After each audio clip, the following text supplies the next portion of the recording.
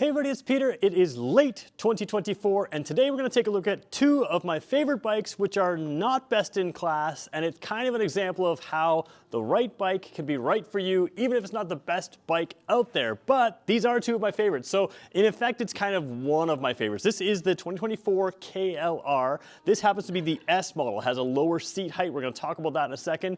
And then you have the KLR Adventure, which has the taller seat height, but it also has a number of options on it. Most of which, in fact, all of which you can get on this bike. So a lot of things to consider here. But again, when I talk about these bikes, what I love about them is the value in them. These are do-everything bikes, and it's kind of like a jackknife, right? A jackknife isn't the best knife in the world, but it does just about everything you want to do, and it does it just fine, and that's what this bike does. So in this review, we're going to talk about these bikes, and I'm filming here at Jim Gilbert's Power Sports. This is the #1 volume Kawasaki dealer in the country. We happen to be filming in Canada right now. That's just where these guys are. That's where I film. So I am going to talk about price. I almost never talk about price, but I will talk about price in this video, and it'll be Canadian dollars. So as we do that, just keep that in mind. And but the bikes are the same basically across the world. So do me a favor. If you're interested in these bikes or just like watching motorcycle videos, power sport videos, anything like that, do me a favor, hit the subscribe button. I film almost every day. We're heading into snowmobile season. I'm going to cover some of those as well. So do me a favor, hit the like button, leave a like on the video, leave a positive comment, help me grow this out a little bit. The more you help me grow it, the more I can get video content for you. If I don't answer something that you want to know about these bikes, leave it in the comments section, and I'll come back to these bikes in future videos because Jim Gilbert's Wheels and Deals, Jim Gilbert's Power Sports gives me access to everything they sell, and I can make videos pretty much anytime I want to help you guys get the answers you need. So let's get going with this review. So let's set the stage by talking about these and why they're some of my favorite bikes.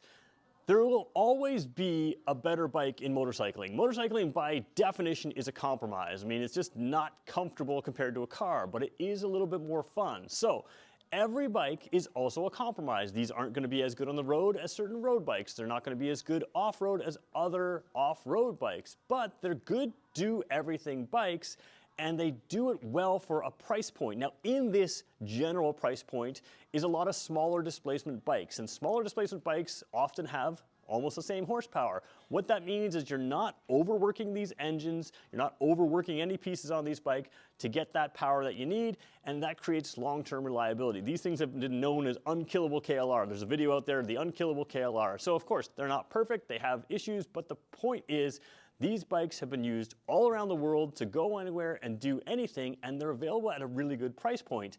And when the price point is a key piece in the bike, you have to consider late November or mid-November, like right now, early November, I guess. You have to consider the price point. This adventure bike is the last time you're going to see the KLR for under $10,000 MSRP. That's Canadian dollars. Next year, we know it's already on the website. It's going to cross that $10,000 mark, not by a whole lot, but you already have a discount of this bike versus the next model you're replacing it. And because it's late November, both of these bikes are on a sale from Kawasaki, and I'm just guessing Jim Gilbert's would love to move the 2024s before the 2025s get in. So again, you're ending up with something that could have an extra discount again. The price is a key point to these bikes because, again, you can get better bikes, but you're going to spend more to get them. And do they do anything more than you need? Potentially they do. I mean, some people who want maybe a top-level KTM adventure bike, yeah, that's, you know, it's going to cost you more and it's going to do more. But some people spend a little bit more and just end up riding where these bikes are perfectly capable, and you might be able to save yourself some money on the bike and keep some money for the trip. So let's talk about these two bikes in detail now. So if you've seen my motorcycle videos before, you know I love to start at the front wheel because this really tells you the manufacturer's intent for the bike. So the white bike is the S model. That's the lower seat height model, but it is identical, other than the lower seat height, it's identical to the regular KLR. The green bike we're looking at today is the Adventure, and that's got a few extra accessories and options. So we'll talk about that in a second. But first of all, you have all the things you want in an adventure bike. The 21-inch front wheel here. You've got the on-off-road tire. So this is always a compromised tire. It's got nice curvature to it to really handle sort of the road, but it has some lugs in there, which is going to handle off-road. Now this, to me, is not a bike that you take out and jump and take over huge things. This is a gravel road, dirt trail, and on-road bike to me. So again, simply because of its weight and just the general capacities of this bike from the suspension and everything else, it's a great go-anywhere bike, but it's not something like you're going to be jumping and that kind of thing. So if you see those YouTube videos of people jumping adventure bikes, if that's you, this isn't your bike. If that's not you, then this bike might work very, very well for you. So no adjustable suspension or anything here. Again, they're hitting a price point for a reason, but they're just having stuff. Now, if you want to change things out like suspension and wheels and tires and all kinds of other stuff, the KLR has been out for a long time. It's had some tweaks along the way, but there's an aftermarket world out there that can allow you to do anything to improve this bike. One thing I want to point out here, I'm going to zoom up a little bit here.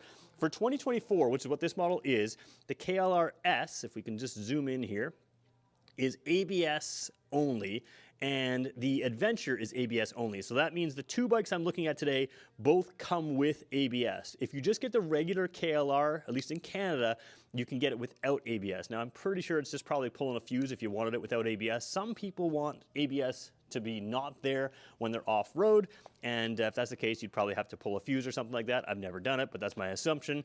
But ABS, if you're on the roads, makes a big difference, especially in my opinion, if you go from a dirt, gravel, mud setting onto the roads, it's really nice to have those tires that are especially early slippery, just to have that ABS come on. So to me, on-road, definitely you want ABS if you can get it, but if you're doing a lot of off-road, then there's a case to be made about not having ABS.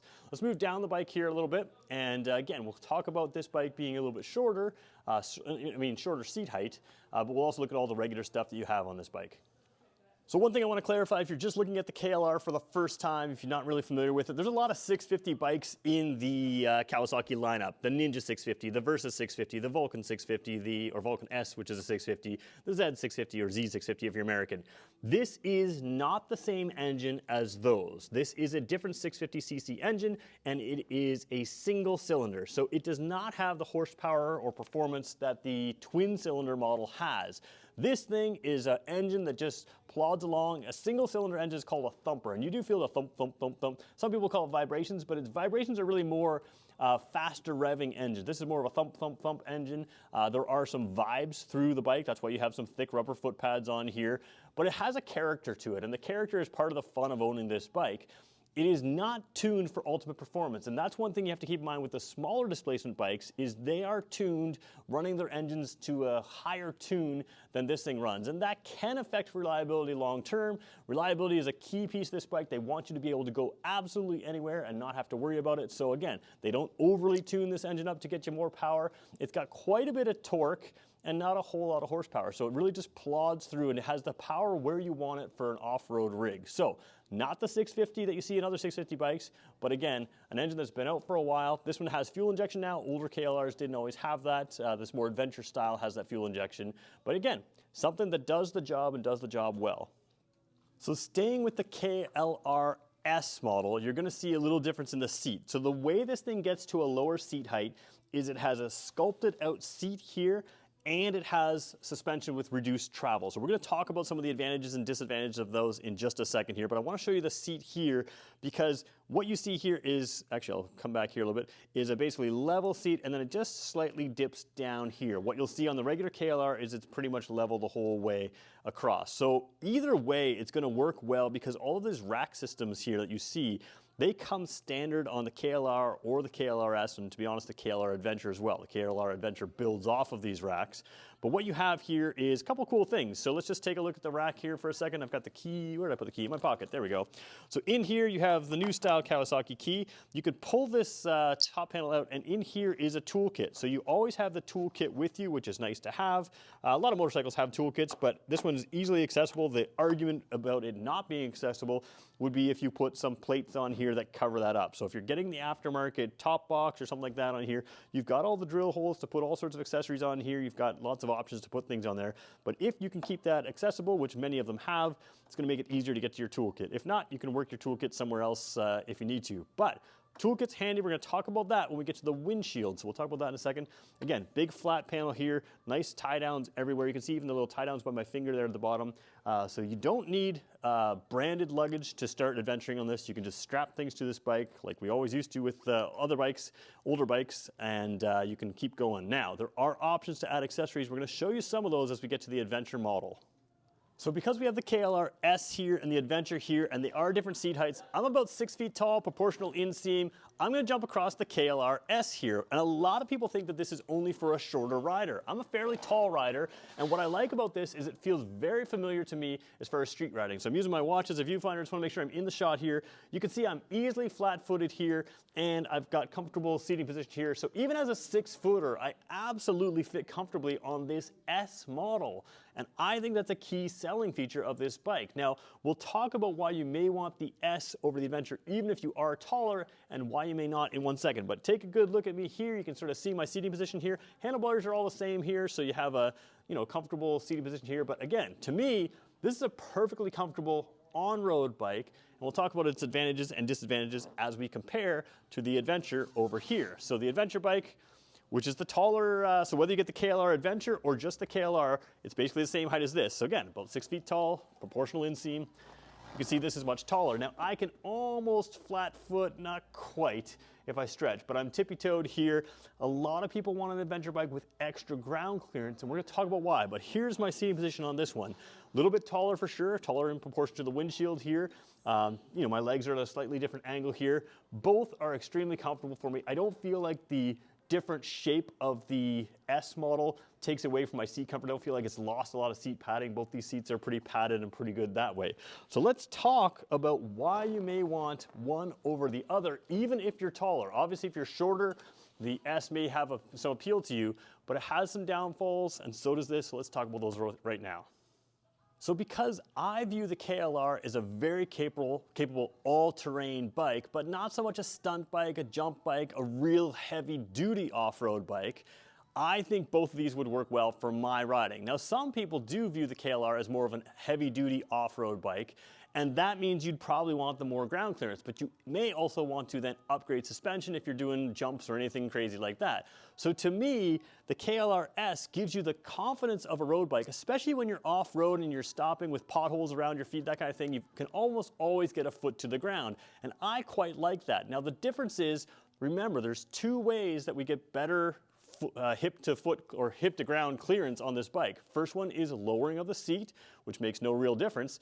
The second one is lowering the suspension. So if you are going aggressively off-road, then you have to consider that this may not be the best version for you. Or if you're exceptionally heavy or taking a passenger or taking very heavy luggage, you're gonna squat that suspension down more, you're gonna lose some travel on the S, and you're gonna lose more ground clearance again. So those are also worth considering. If you're just using it as an everyday around town bike and you are taller or a little bit heavier than me, this still will be perfectly fine for you. And you can go on gravel roads, dirt roads, handle potholes, do that kind of thing, take your luggage and go.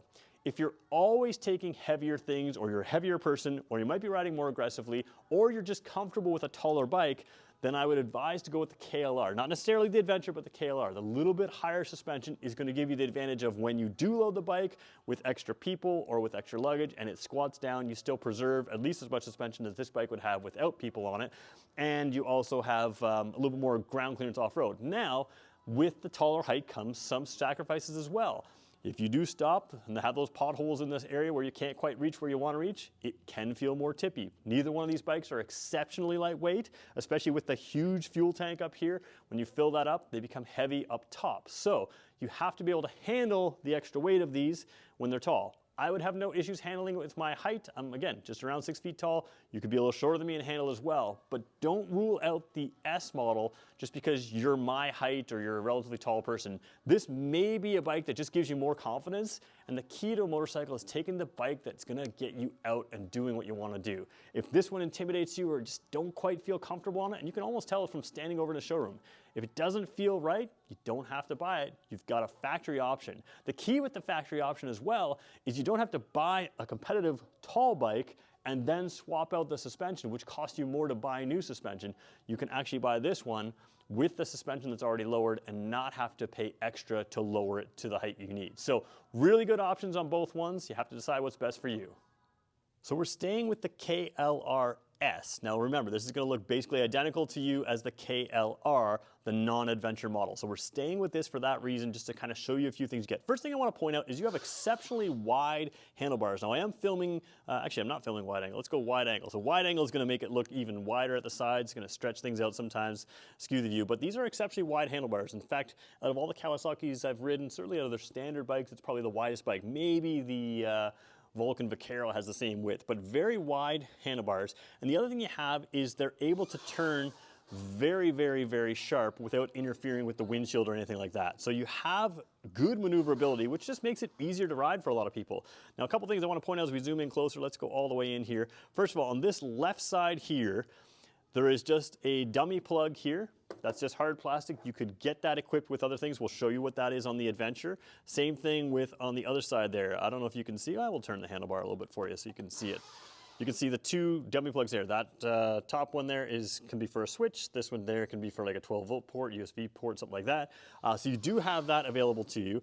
And then you have the windshield here that you can sort of see. What I really like is you have this extra little bar up here. This is a great spot to mount something like a GPS, and of course you can wire that in.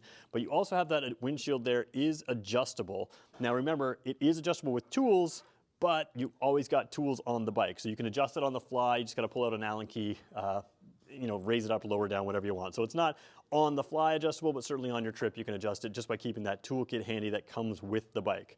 Now, a little bit of the controversy in here as we take a look at the dash. Let's try to get it sort of centered in the screen here, try and do this all in one shot. Remember, everything I've shown you basically is the same. I'll show you the differences on the Adventure model. But what you have right here is the standard dash that comes with the motorcycle. One thing that kind of surprises me is there is no tachometer here. You'd all think it should come with a tachometer. I will say that if you drive a 4-cylinder Kawasaki like mine and you're revving it up to 10,000 RPM or beyond, then it's nice to have a tachometer. This one, because of the design of the engine, makes most of its power down low in the power band, so you can continue to rev past where you have power, and you know, basically sort of the engine dies off before you kind of redline it.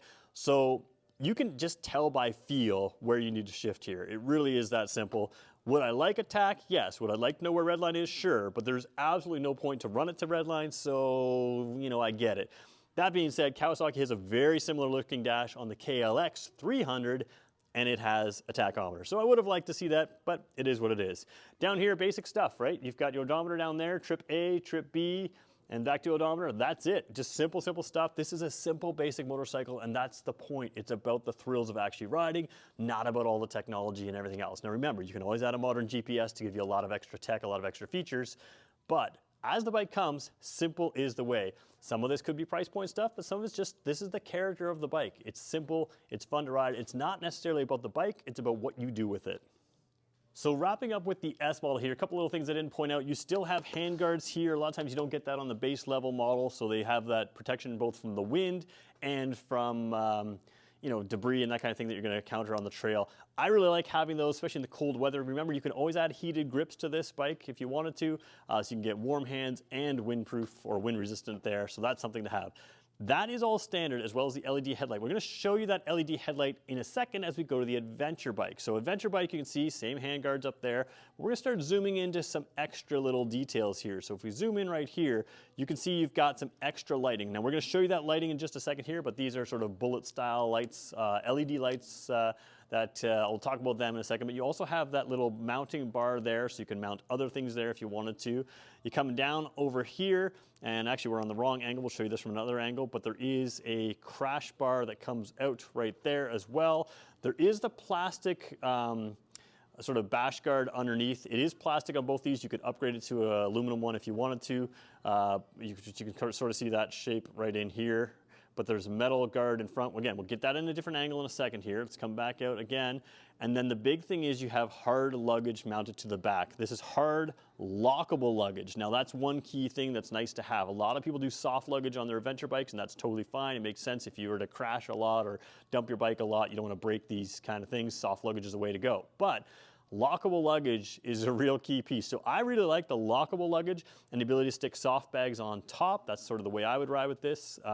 Gives you just the ability to take a few things along and know that you've got them locked to your bike. So let's go to the other side of the bike. We'll take a look at the luggage, and then we're gonna come back around to the lighting and to the dash because there are some differences there.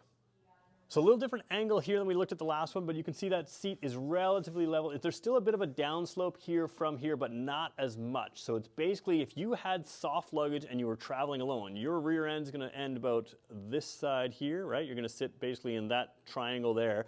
And all of this is available to either a passenger or extra luggage. Now, what I love is you could take a soft bag that's just massive, sit on here, a dry bag, whatever else, and stack up a lot of extra things on there. And this can handle the weight. So having those hard bags, to me, gives you some lockable storage, but it also gives you lots of space here, even to mount something half across on top of those bags there. And you can put soft bags on there. So you can always get a hard case here and take a passenger with a hard case. That hard case works as a backrest. But if you're not taking a passenger, tons of space, including the seat and the rack for simple soft luggage that you can sort of take with you anywhere you go, which is a nice little advantage. Now, I will say really quickly about these bags here. They do lift up. Oh, I'm going to lift the wrong one. They lift up right like, oh, I got to get the key out. Let's do that really quickly. Forgot that they're locked on. But I'd unlocked them. So you can leave them unlocked like this, and then you can do that, which lifts the lid up, and they are opening from the top. Now, a lot of bags, including the Kawasaki bags that are a little bit larger in volume that hold a full face helmet, they open from the side. Not everybody likes that. This means everything's gonna stay inside when you open it up on whichever side, and you can just as easily quick release these when they are to take them off the bike if you want to take them into a campsite, hotel, wherever you're doing that kind of thing. And what I like there is you can sort of see that orange tells you it's not shut, right? So you know things aren't attached to the bike when you see that orange. Simple stuff, and again, it uses the key from the motorcycle, which again is a more modern Kawasaki key now, a little bit of a triangular kind of look there. So you've got the key to keep them locked. Basically what that means is if you got your key with you, you know they're locked on the bike and you're good to go. So taking a look at the side of the bike here, remember I tried to show you that crash bar? Now you can sort of see it there. This is that plastic guard on the bottom. You could replace that with an aluminum or something like that, but you also have that crash guard here. That crash guard is not on the KLR and is not on the KLR-S. It's only on the Adventure. This piece is on all of the Kawasaki KLRs. So we're gonna come back here and we're gonna look at the headlights. Now we're off center. We're gonna be off center for a reason here. I wanna just stay out of the direct beam of the light. But we're gonna turn the bike on for a second, or just to the on position, which will turn the headlights on.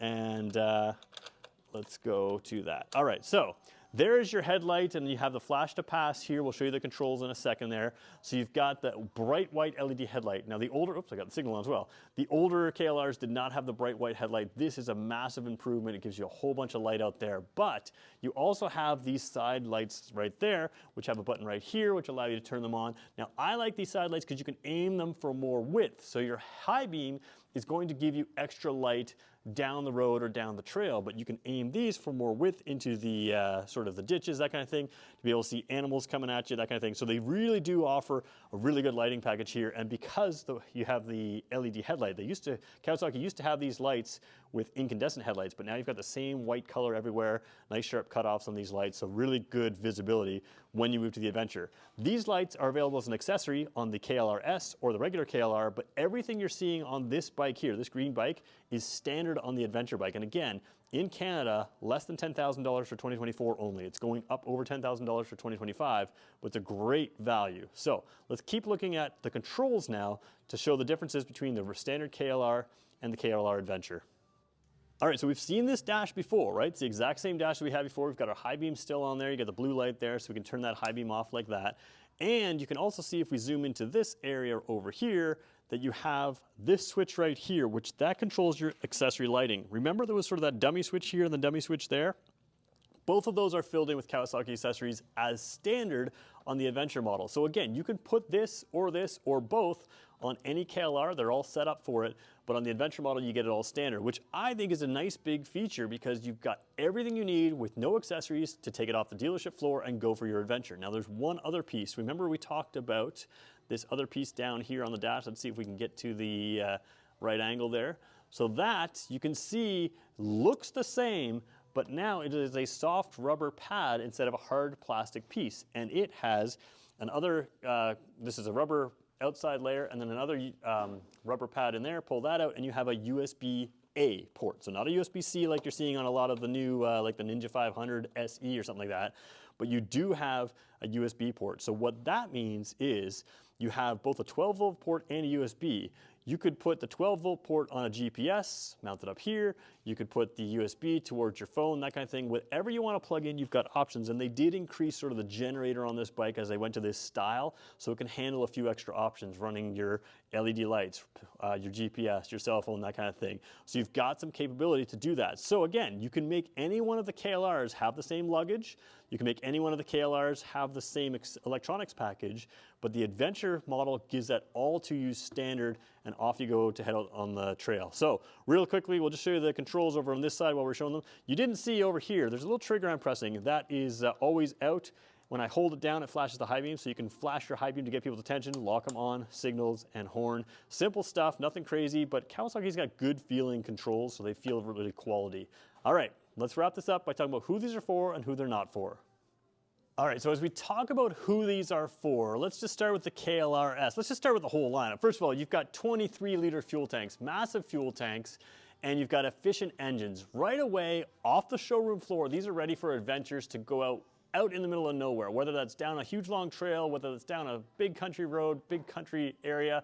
No matter what, you can kind of get to anywhere and get out of there with these bikes.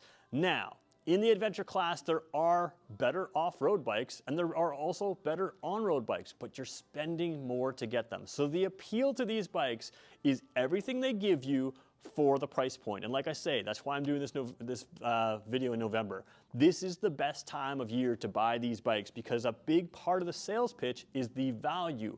More money for trips and adventures, less money into the bike. You're also buying these bikes because it's not really about the bike. You'll find if you go online, you got the KLR fans that absolutely love their bikes.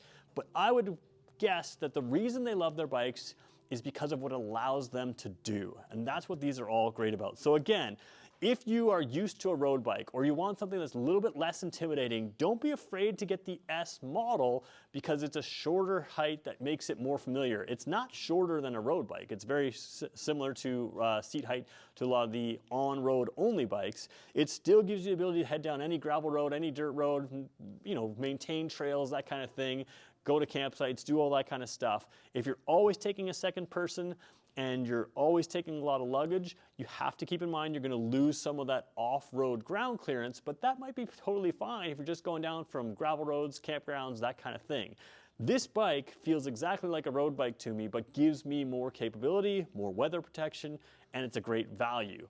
And again, you can add the hard cases, you can add the engine protection, you can add the electronics that we talked about on this. All of that can be added to this. Just about everything that can be added to the KLR can be added to the KLR-S. There's very few parts that can't, and that includes not only Kawasaki accessories, but aftermarket accessories as well. One of the things I like about these is you don't have to get branded accessories. You can just throw on a dry bag, throw on a duffel bag, throw on whatever you want. You're gone camping for the weekend, no problem. The adventure bike here is really everything all in one. And to me, if you can handle the height of this bike, you can walk out of a dealership with your luggage, with everything, for under 10 grand MSRP. You throw in a few, like I said, end of year discounts from Kawasaki, maybe get a little dealer discount. You don't have to add any accessories to this thing, and it's good to go, and it'll be years and years of fun. You have to accept it's not going to be the fastest bike. Is it highway capable? You bet it is. Is it country road capable? And that's the thing too. If you're buying this bike to only use it on the highway, it's probably not the best bike to get. Most of the time you want to go off the main highways. If you have to zip down a main highway to get to where you want to, this bike can handle it. But you're going to want to be on those side highways, those smaller highways with this, heading onto gravel roads, dirt roads, or just poorly maintained roads. Here in New Brunswick, there's a lot of roads that I'd much rather have this bike on. They're paved, but this bike is going to be way more suited to those kinds of roads, and it can take you anywhere. The key to an adventure bike, in my mind, is a bike that can take you anywhere and take your stuff with it, and that's why the adventure bike really, really appeals to me. Again, every year, every brand raises the price of their motorcycles just a couple $100, a little bit here and there. This is finally going to cross over the $10,000 mark in Canada. Right now you can get it still under that as far as MSRP goes. I mean, you got to throw in your taxes, final things, all those kinds of stuff. But the point is, it's going up. The best time of year to buy these bikes is right now. And one of the reasons to buy these bikes is the value. So if you're looking for value in an adventure bike, Can't beat November. Got to give Jim Gilberts a call. Their contact information is in the description of this video. I want to thank them for giving me complete access to their product line. If you enjoyed any part of this or just want to see more videos like this, do me a favor, hit that like button, maybe hit the subscribe button. We'll talk to you in the next one. Thanks already for watching.